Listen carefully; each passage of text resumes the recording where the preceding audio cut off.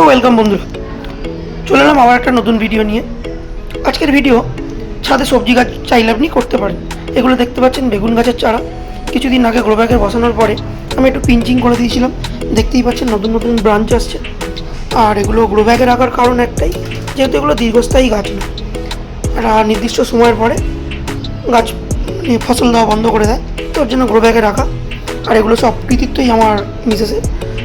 ওর বক্তব্য যে ছাদ কি শুধু তোমার একা, আমি কেন বসাবো না, তো ওর ইচ্ছা একটু সবজি গাছে, যার জন্য বসিয়ে দেখতেই পাচ্ছেন লাউ গাছটা। যত্ন যদিও আমি করি, তো যথাযথ গাছটা খুব সুন্দর হয়েছে, একটা ফলও ধরে আছে, দেখতেই পাচ্ছেন লাউ হয়েছে। আর যেগুলো নতুন ব্রাঞ্চ বেরিয়েছে ওগুলোর মধ্যেও আগামী দিনে ফল আসবে, সেগুলোর ভিডিও আমি আপনাদের সঙ্গে শেয়ার করব। তো আপনারা চাইলে ছাদের মধ্যে ফল ফুল গাছের পাশাপাশি এরকম সবজি গাছও করতে পারেন, যেগুলো দৈনন্দিন সাংসারিক কাজে লাগে।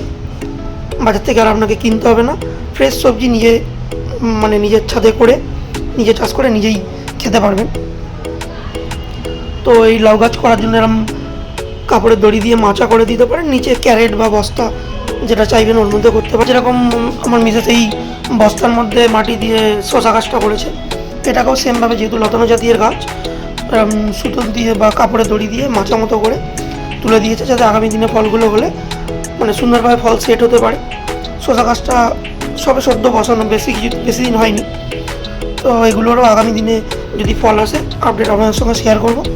আর সবজি গাছ নিয়ে আগামী আপডেটে দেখা হচ্ছে।